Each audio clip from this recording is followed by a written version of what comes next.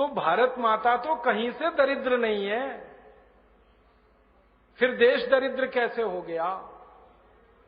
ये कहानी अगर हमारे समझ में आ जाए तो हमारे सपनों का भारत बनाना आसान होगा।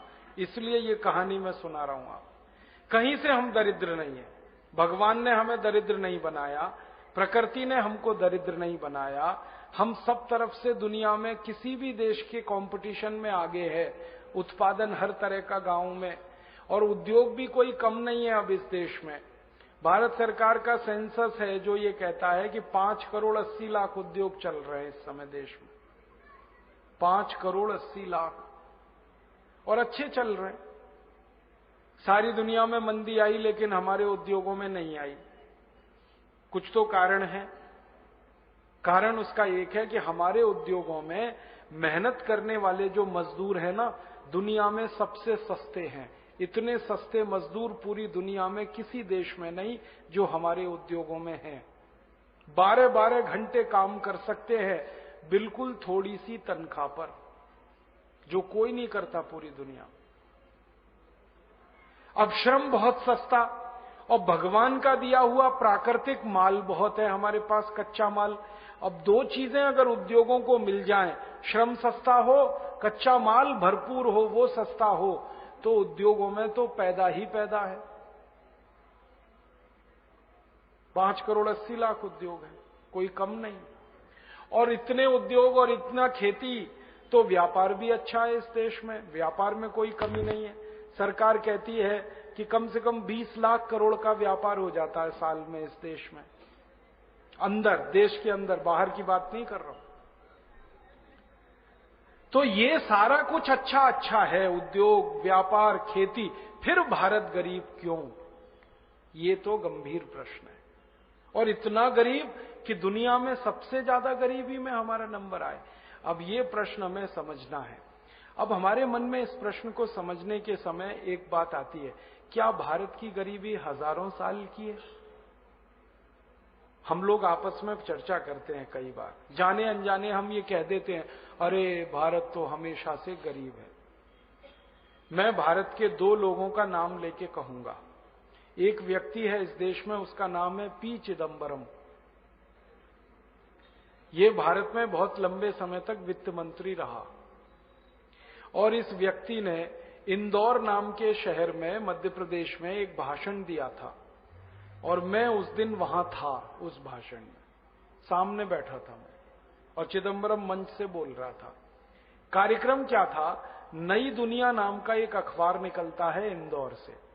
नई दुनिया अखबार ने एक किताब प्रकाशित की थी, पुस्तक का प्रकाशन किया था, उसका विमोचन करने के लिए चिदंबरम आया था। तो भाषण दिया उसने, और क्या भाषण दिया! भारत हजारों साल से गरीब देश रहा है, यहीं से भाषण शुरू किया, अंग्रेजी में। अच्छा था कि वो अंग्रेजी में बोल रहा था, ज्यादा लोग समझ नहीं रहे थे। हाँ,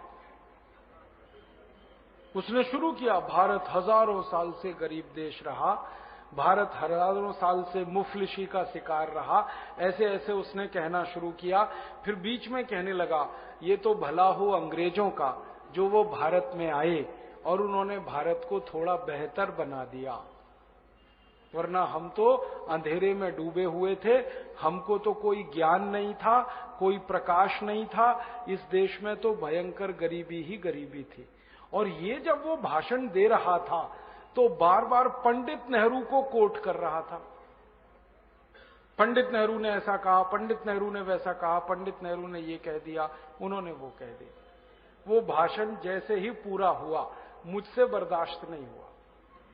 हाँ, मैं इधर उधर देख रहा था, किसी के मन में कोई तकलीफ नहीं। मैंने कहा मैं तो पूछने वाला हूं इस चिदंबरम से। तो मैंने कहा कि अगर भारत हजारों साल से गरीब था, मैंने सीधे कहा उसको, तो अंग्रेज यहां 250 साल झक मारने के लिए क्यों आए? हजारों साल से गरीब देश, गरीबों के यहां कोई 250 साल रहता है आके? गरीबों के तो कोई दर्शन करने नहीं जाता। 250 साल रहना तो कोई सामान्य बात है? 250 साल में 50 पीढ़ियां जवान होकर मर गई अंग्रेजों की, यहां क्यों रहे वो? और भारत अगर हजारों साल से गरीब था तो पुर्तगाली 450 साल झक क्यों मार रहे थे इस देश में? क्यों आए 450 साल पुर्तगाली अपना देश छोड़कर? 1492 में वास्को डी गामा घुस गया इस देश में और निकला नहीं, फिर अंत तक मार मार के निकालना पड़ा गोवा से पुर्तगालियों को। तो 450 साल पुर्तगाली क्यों आए? 250 साल अंग्रेज क्यों रहे? और भारत अगर हजारों साल से गरीब था तो ये मुगल क्यों आए झक मारने के लिए यहां 300 साल? बाबर क्यों आया? उसने सल्तनत क्यों बनाई? गरीबों के देश में जाके कोई राज्य स्थापित करता है क्या? और इतना ही क्यों, मोहम्मद बिन कासिम क्यों आया इस देश में 7वीं शताब्दी में, जब हम हजारों साल से गरीब थे? महमूद गजनवी क्यों आया सोमनाथ का मंदिर लूटने के लिए, जब हम हजारों साल से गरीब थे? तैमूर लंग क्यों आया? नादिर शाह क्यों आया? अहमद शाह अब्दाली क्यों आया, जब हजारों साल से हम गरीब ही थे? तो इनको तो कहीं अमीर देशों में जाना चाहिए था, वो सब यहां क्यों आए? और सिकंदर क्यों आया यहां, अगर हम हजारों साल से ही गरीब थे तो? सिकंदर ने अपने गुरु को यह क्यों कहा कि जब तक भारत विजय नहीं कर लेता तब तक विश्व विजय मेरी नहीं होगी, इसलिए भारत को जीतना बहुत जरूरी है, तो आया यहां पर। और ये तो भारतवासियों का पराक्रम था कि वो भारत को जीत ही नहीं पाया, मार के भगा दिया हमने उसको, रास्ते में मर गया। और आपको तो इतिहास में मालूम है, शक यहां आए, हूण यहां आए, पिंडारी यहां आए। क्यों आए भाई? हम तो गरीब हैं, भुखमरी के शिकार हैं, बेरोजगारी हमारे यहां है, फिर क्यों आए ये सब? तो चिदंबरम चुप हो गया, बोला कुछ नहीं। मैंने कहा उत्तर दे दो, अगर ये हजारों साल से ही गरीब देश है तो? कहने लगा नेहरू जी ने कहा। मैंने कहा नेहरू जी से तो पूछ नहीं सकता मैं, क्योंकि वो जिंदा नहीं है। होते जिंदा तो उनसे पूछ लेता कि कहां से मिला ये तुम्हें कि भारत हजारों साल से गरीब है? किसने कह दिया भारत हजारों साल से गरीब है? मैंने कहा तुम नेहरू के मानस पुत्र हो, तुम ही बता दो। और क्या, मानस पुत्र है कि नहीं नेहरू का? मैंने कहा तुम ही बता दो भाई, नेहरू जी से तो क्या पूछ सकता हूं मैं? तो फिर चुप हो गया। ये तो एक बात हुई। ऐसी एक घटना घटित हुई, मनमोहन सिंह जब भारत के वित्त मंत्री बने और थोड़े दिन बाद फिर प्रधानमंत्री बन गए। पहली बार जब ये प्रधानमंत्री बने तो ऑक्सफोर्ड गए थे। अटल जी के बाद इन्हीं का नंबर आया ना, तो ये गए ऑक्सफोर्ड। वहां पर एक सम्मान समारोह हुआ डॉक्टर मनमोहन सिंह का, उसमें इनको डी लिट की उपाधि दी गई। तो सम्मान समारोह में इन्होंने एक भाषण दिया 40 मिनट, वो रिकॉर्डेड है हमारे पास।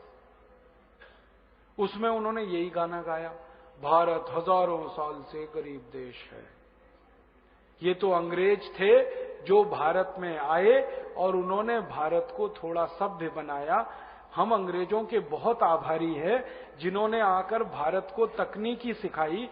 हम अंग्रेजों के बहुत आभारी हैं जिन्होंने भारत में विज्ञान लाया। हम अंग्रेजों के बहुत आभारी हैं जिन्होंने भारत में उद्योग लाए। हम अंग्रेज, ये बोला उन्होंने 40 मिनट। अगले दिन ये भाषण इंग्लैंड के अखबारों में छपा, तो कई अखबारों ने टिप्पणी लगाई, हेडिंग लगाया कि लगता है भारत अभी भी अंग्रेजों की गुलामी में ही है, क्योंकि भारत का प्रधानमंत्री जो गान गा रहा है यहां आकर, वो एक स्वतंत्र देश के स्वाभिमानी प्रधानमंत्री का गाना नहीं है। ये तो गुलाम देश के गुलाम प्रधानमंत्री का गाना है। और मैंने ये दो नाम इसलिए लिए कि दोनों जिंदा हैं ये। हाँ, दोनों जिंदा। और इनके साथ मेरे दिल की तमन्ना है कि एक बार इनको मंच पे बिठाओ दोनों को, और मैं इनसे शास्त्रार्थ करना चाहता हूं भारत के बारे में। और मैं उनको वो प्रमाण देना चाहता हूं वो दस्तावेज सौंपना चाहता हूं जो भारत की कहानी कुछ और कहते हैं। अब मैं आता हूं प्रमाणों पर, दस्तावेजों पर। हमारे भारत में अंग्रेजों की जब ईस्ट इंडिया कंपनी आई 1618 में, तो इस ईस्ट इंडिया कंपनी का जो सबसे पहला अधिकारी आया उसका नाम था थॉमस रो। टॉमस रो भी कहते हैं उसको, थॉमस रो भी कहते हैं। ये जहांगीर के दरबार में पेश हुआ तो जहांगीर के सामने इसने एक एप्लीकेशन दिया और ये कहा कि हमें भारत में व्यापार करने का लाइसेंस चाहिए। तो जहांगीर ने पूछा क्या व्यापार करोगे, तो वो चुप्पी मार गया। फिर पूछा उसको क्या व्यापार करोगे, तो उसने कहा खरीदने के लिए तो हमारे पास पैसे नहीं है और बेचने के लिए कुछ नहीं है। हाँ, यही उत्तर दिया था जहांगीर को। जहांगीर ने पूछा था तुम क्या बेचोगे यहां पर, व्यापार का मतलब तो कुछ बेचना और कुछ खरीदना। जहांगीर को मालूम नहीं था व्यापार का और भी कोई मतलब होता है। अंग्रेजों का एक शब्द है TRADE, ट्रेड। ट्रेड का एक मतलब है व्यापार, ट्रेड का दूसरा मतलब है लूट मार। जैसे एक शब्द के कई अर्थ होते हैं ना, हमारे हिंदी में एक शब्द है कनक।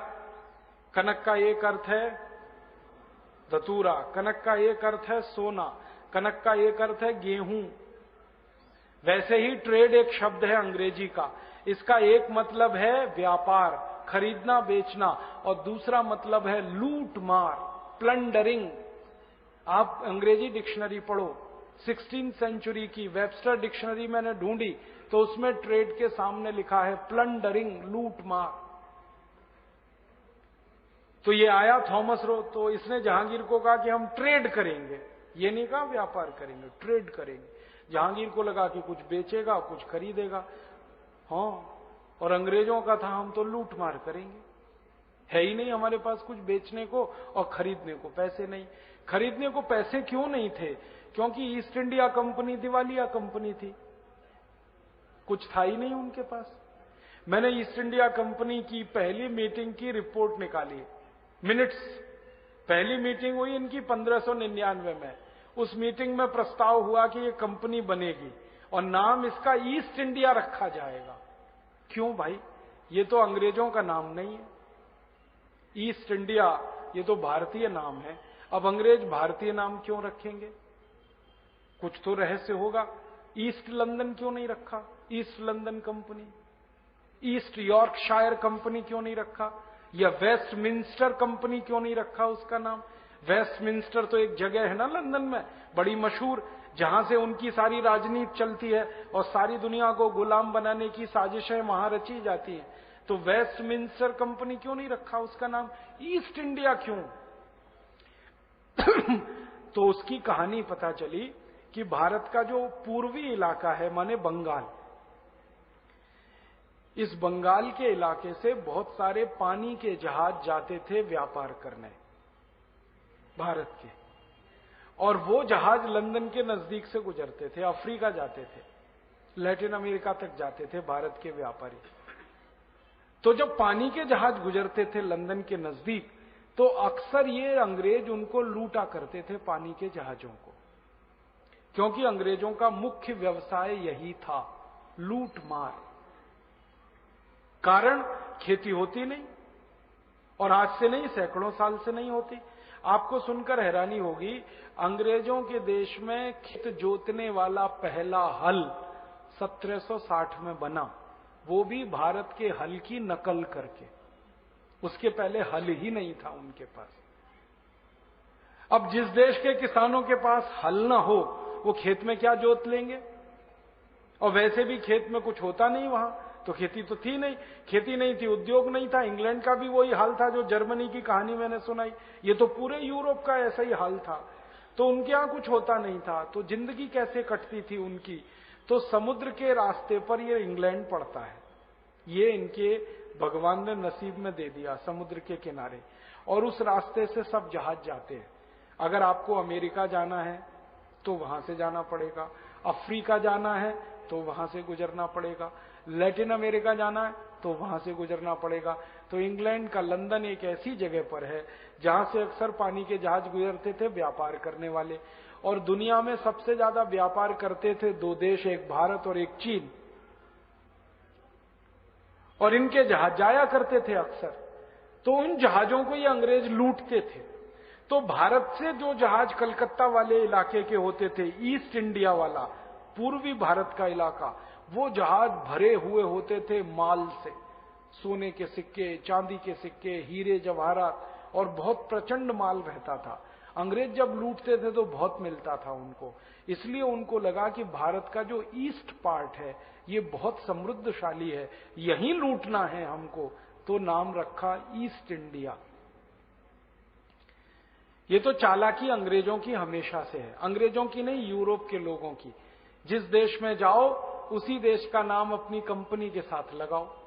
हिंदुस्तान लीवर सुना है कि नहीं? कंपनी तो मूलतः इंग्लैंड की है ना, यूनिलीवर, नाम रख लिया हिंदुस्तान लीवर, ताकि आपको उल्लू बना सकें कि भारत की कंपनी।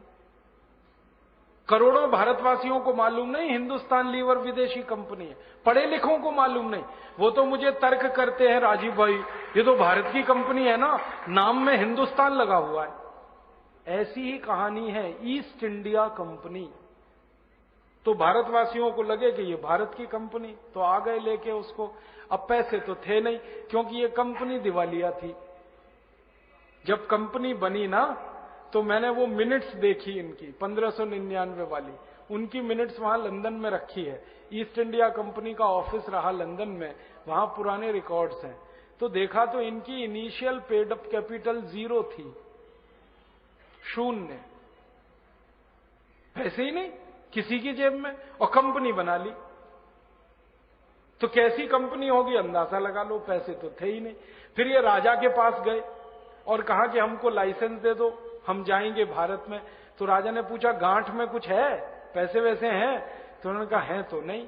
फिर क्या करोगे भारत जाके? तो उन्होंने कहा यहां कुछ उधार लिया है हमने, भारत पहुंच जाएंगे, फिर हमें लगता है कि बहुत माल है भारत में, तो पैसे तो भारत से आ जाएंगे, आप बस लाइसेंस दे दो। तो राजा ने जो लाइसेंस दिया इनको, ईस्ट इंडिया कंपनी को, उसमें लिखा हुआ है कि तुम जो भी कुछ भारत में लूटोगे, माने ट्रेड करोगे। अब ट्रेड का हर समय अर्थ लगाना लूट मार, हाँ, नहीं तो समझ में नहीं आएगी आपको कहानी। तो राजा ने कहा जो भी तुम लूट मार करोगे इसमें मेरा भी हिस्सा है। तो कंपनी ने कहा ठीक है, आपका भी हिस्सा है। फिर राजा ने कहा इसमें चर्च का भी हिस्सा होगा। तो कंपनी वालों ने कहा हाँ ठीक है, चर्च को भी देंगे। फिर राजा ने कहा मेरे जो चंगू मंगू हैं, माने ये जो अधिकारी नजदीकी, इनको भी देना पड़ेगा। हाँ हाँ देंगे। फिर ये जो पार्लियामेंट है इसको भी देना पड़ेगा। हाँ हाँ देंगे। हाँ हाँ करते गए, माने पैसे का बंटवारा पहले ही हो गया कि भारत में घुसोगे, लूट मार करोगे तो इतना प्रतिशत राजा को, इतना प्रतिशत चर्च को, इतना प्रतिशत एमपीज को, इतने प्रतिशत अधिकारियों को, जो बचेगा वो तुम्हारा। इस पत्र को लेके वो भारत में आए। ये था उनका अथॉरिटी लेटर।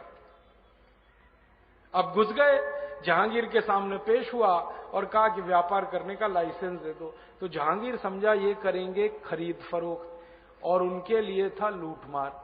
तो जहांगीर ने पूछा भी कि तुम बेचोगे क्या? तो इन्होंने कहा हमारे पास कुछ नहीं है बेचने को। तो खरीदोगे क्या? तो उन्होंने कहा पैसे भी नहीं है। तो फिर व्यापार कैसे करोगे?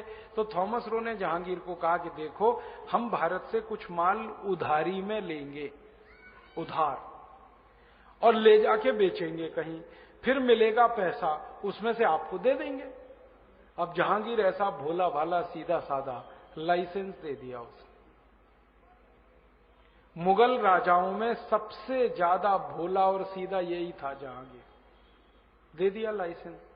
अब वो लाइसेंस लेके गए सूरत में, और सूरत में सबसे पहले लूट मार की ईस्ट इंडिया कंपनी ने।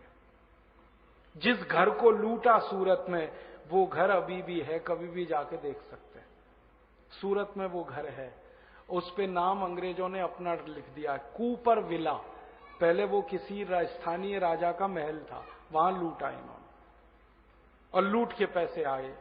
उस पैसे से फौज बनाई, सेना बनाई, फिर और लूटा, फिर और पैसे आए, फिर और लूटा, फिर और पैसे आए, फिर फौज बढ़ती गई, सेना बड़ी होती गई, तो सूरत के बगल में नवसारी को लूटा, फिर वलसाड को लूटा, फिर भरूच को लूटा, फिर अंकलेश्वर को लूटा, और इस पूरे इलाकों को लूटते लूटते ईस्ट इंडिया कंपनी करोड़पति हो गई।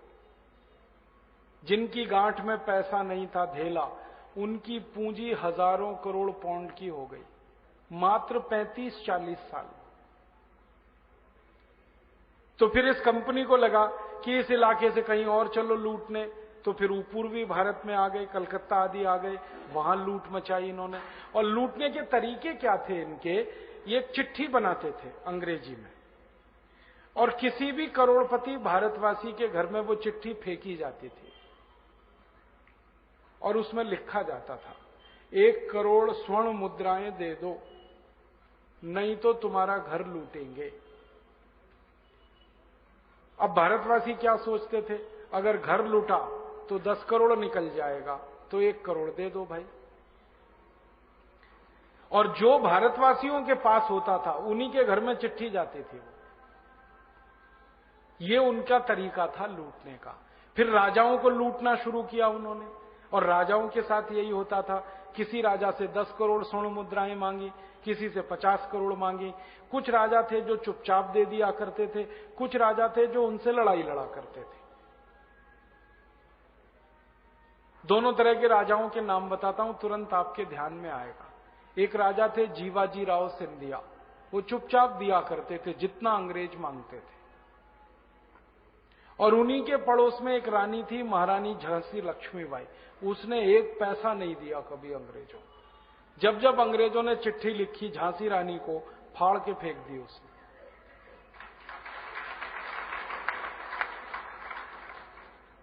ये हैदराबाद का निजाम हुआ करता था, ये चुपचाप देता था अंग्रेजों, चुपचाप, जितना मांगा उतना देता था। और यहीं पड़ोस में ऐसी एक महारानी थी कित्तूर चन्नम्मा, बेलगाम में, 1 पैसा नहीं दिया कभी उसने अंग्रेजों को। जब अंग्रेजों की चिट्ठी आई उसने फाड़ के फेंकी। ऐसे भारत में राजाओं के बंटवारे थे। कुछ राजा कमजोर, कायर, नपुंसक, निर्वीर, निकम्मे, वो चुपचाप अंग्रेजों को दिया करते थे। और कुछ राजा थे शूरवीर, ताकतवर, साहसी, जो अंग्रेजों से लड़ा करते थे। अपने जयपुर का राजा भी ऐसा ही था, चुपचाप दिया करता था अंग्रेजों, ले जाओ ले जाओ ले जाओ। लेकिन उसी के आसपास उदयपुर का इलाके के जो राजा थे, कभी नहीं देते थे अंग्रेजों। तो ऐसे चला। तो जिन जिन राजाओं से पैसे मिले अंग्रेजों ने लिए, और बड़ी फौज बनाई। फिर उन राजाओं से उन्होंने संधियां की अंग्रेजों ने, उसको कहते थे ट्रीटी फॉर फ्रेंडशिप, मित्रता की संधि। अब इस संधि में क्या होता था, राजाओं का गुणगान किया जाता था, आप बहुत अच्छे हैं, बहुत अच्छे हैं, बहुत अच्छे हैं, क्योंकि पैसे दे रहे हैं हमको। तो अंग्रेज उसमें लिखा करते थे बहुत अच्छे हैं, उनकी बढ़ाई करते थे झूठ मूठ की। और अंत में एक वाक्य लिखा जाता था, वो खतरनाक होता था। वो वाक्य होता था कि जब आपकी मौत हो जाएगी तो आपका राज्य हमारा हो जाएगा। ये वाक्य लिखा जाता था। इसको कहते थे ट्रीटी फॉर फ्रेंडशिप। सारी अच्छी अच्छी बातें लिख दी एक पन्ने में, नीचे एक छोटा सा वाक्य लिखा रहता था, नोट करके, NOTE, नोट। और ये सब अंग्रेजी में लिखा जाता था कि आप जब मर जाओगे आपका राज्य हमारा हो जाएगा। कभी कभी उसमें लिखा जाता था कि अगर आपकी कोई संतान नहीं हुई तो आपका राज्य हमारा हो जाएगा। इस तरीके से सारे राज्य हड़पे अंग्रेजों ने। आपको मैं ध्यान दिलाना चाहता हूं, एक भी राज्य को अंग्रेजों ने युद्ध में नहीं जीता, एक भी राज्य युद्ध में नहीं जीता, सबको संधि करके कब्जे में ले लिया। हम अंग्रेजों से कभी युद्ध में नहीं हारे, चालाकी में हारे। भारतवासियों की बहुत सारी विशेषताएं हैं। भारतवासी शूरवीर हैं, प्रतापी हैं, मजबूत हैं, होशियार हैं, अकल वाले हैं, सब कुछ हैं। चालाकी नहीं आती, एक ही चीज में कमजोर है। वो एक गाना है ना, सब कुछ सीखा हमने न सीखी होशियारी, सच है दुनिया वालों कि हमें अनाड़े। वो गाना हम पे सटीक है। भारतवासी सब सीखा हमने, गणित सीखा, विज्ञान सीखा, खगोल शास्त्र सीखा, दर्शन शास्त्र हमने सीखा, धातु शास्त्र हमने सीखा, दुनिया को सिखाया। उद्योगों में दुनिया को हमने क्या क्या ज्ञान नहीं दिया। सारी दुनिया को गणित का नंबर सिस्टम हमने दिया, शून्य का आविष्कार हमने किया, खगोल शास्त्र के सारे आविष्कार हमारे हैं, सब कुछ हमारे पास है। चालाकी नहीं है। क्यों नहीं है? इसका कोई कारण है तो एकमात्र कारण है कि हमारा जो वायुमंडल है, हमारा जो मौसम है, वो इतना अनुकूल है कि हम चालाक हो ही नहीं सकते। चालाक होने के लिए जो जीन की जरूरत पड़ती है, वो जीन भारत में हो ही नहीं सकता। चालाक जीन, जिसको हम डीएनए कहते हैं ना, जिस डीएनए से चालाकी आती है, वो दुनिया के उन्हीं देशों में होता है जो देश कठोर है, जहां जिंदगी मुश्किल है, जहां ठंड पड़ती है 8-8 महीने, टेम्परेचर चला जाता है -40 डिग्री। वहां के लोगों के जीन में प्रकृति ने एक व्यवस्था कर रखी है कि उनको चालाक होना पड़ता है, नहीं तो जिंदा नहीं रह पाएंगे। हमको भगवान ने चालाकी वाला जीन ही नहीं दिया, इसमें हमारा कोई कसूर नहीं। चालाकी नहीं आती तो नहीं आती। और अंग्रेजों को सबसे ज्यादा चालाकी ही आती थी और कुछ नहीं आता था, तो वो चालाकी करते थे। चिट्ठी लिखी, संधि पत्र, उसमें एक लाइन डाल दिया। अब राजा उसको पढ़ता था लेकिन समझ में नहीं आता था, क्योंकि अंग्रेजी हमारी भाषा नहीं थी। तो राजा क्या करता था, अंग्रेजों से पढ़वाता था, देखो इसमें क्या लिखा है। अंग्रेज उसको यही पढ़ के सुनाते थे, ये बहुत अच्छा है, आपके हित में है, राज्य के हित में। ये नहीं बताता था कि नीचे लिखा हुआ आपका राज्य चला जाएगा मरने के बाद। इस चक्कर में हम अंग्रेजों की गुलामी में चले गए। बहुत दिन तक मैं ये खोज करता रहा कि आखिर हम गुलाम कैसे हुए, क्योंकि मुट्ठी भर अंग्रेज और इतने बड़े देश को गुलाम बना लें, वो चालाकी से किया उन्होंने, ताकत से नहीं किया। युद्ध में कभी नहीं हारे हम। जब जब अंग्रेजों के खिलाफ युद्ध लड़े भारत के राजाओं ने, अंग्रेज हारे हर युद्ध में। महाराजा रणजीत सिंह के साथ अंग्रेजों ने 18 युद्ध लड़े, एक भी युद्ध में नहीं जीत पाए। दक्षिण भारत में हैदर अली के खिलाफ अंग्रेजों ने 17 युद्ध लड़े, एक में भी नहीं जीत पाए। रानी कित्तूर चन्नम्मा के साथ 4 युद्ध लड़े अंग्रेजों ने, हर एक में हारे। झांसी रानी लक्ष्मीबाई के खिलाफ जितने युद्ध लड़े, सब में अंग्रेज हारे। जीते कभी नहीं वो हमसे, किसी भी युद्ध में। चालाकी में जीते वो हमसे। उन्होंने संधियां कर करके राज्यों को गुलामी में लिया। तो पहले जो अनुकूल राजा थे अंग्रेजों को मदद करने वाले, वो गुलामी में गए। फिर अनुकूल राजाओं की मदद से अंग्रेजों ने प्रतिकूल राजाओं पे कब्जा किया, और भारत के ही राजाओं ने अंग्रेजों की मदद करके भारत को गुलाम बनाया। अंग्रेजों ने भारत को गुलाम नहीं बनाया, भारत के राजाओं ने अंग्रेजों को मदद करके बनाया। और जिन खानदानों का नाम इसमें सबसे ऊपर है, सिंधिया खानदान उसमें नंबर 1 है। भारत को गुलाम बनाने वालों का खानदान है ये। राजा मानसिंह का खानदान गुलाम बनाने वालों का खानदान है। जयचंद और अमीरचंद का खानदान देश को गुलाम बनाने वाले खानदानों में है। और ऐसे 20 खानदान, ये निजाम का खानदान देश की गुलामी लाने वाला खानदान रहा। इनकी मदद ली अंग्रेजों ने, इनकी सेना ली, इनके पैसे लिए, और जो शूरवीर राजा थे एक एक करके मारा, सबको खत्म किया। और वो सब आप जानते हो। और एक दिन सारा देश उनके कब्जे में चला गया। और जब कब्जे में आ गया देश, तो उन्होंने एक ही काम किया, ट्रेड माने लूट मार। और वो कैसे मचाई लूट मार, एक कहानी सुनाता हूं आपको। रॉबर्ट क्लाइव नाम का एक अंग्रेज इस देश में आया 1750 में, और उसने भारत में आकर बंगाल के राजा, जिसका नाम था सिराजुद्दौला, उसके दरबार में एक एप्लीकेशन भेजा कि हमको बंगाल में व्यापार करने का लाइसेंस चाहिए। बंगाल उस समय मुगल सल्तनत का हिस्सा नहीं था। अंग्रेजों ने जहांगीर से लाइसेंस लिया था ना, तो जहांगीर का लाइसेंस उतने ही एरिया में काम करता था जहां तक मुगलों की सरकार थी, पूरे देश में मुगलों की सरकार कभी भी नहीं रही, पूरे देश में, थोड़े से इलाके में थी। तो मुगलों की सरकार जहां तक थी वहां तो लूटमार कर ली इन्होंने। फिर ये आए बंगाल में और यहां नई सरकार थी, नया राजा था, वहां भी लाइसेंस लेना था इनको, तो सिराजुद्दौला ने मना कर दिया।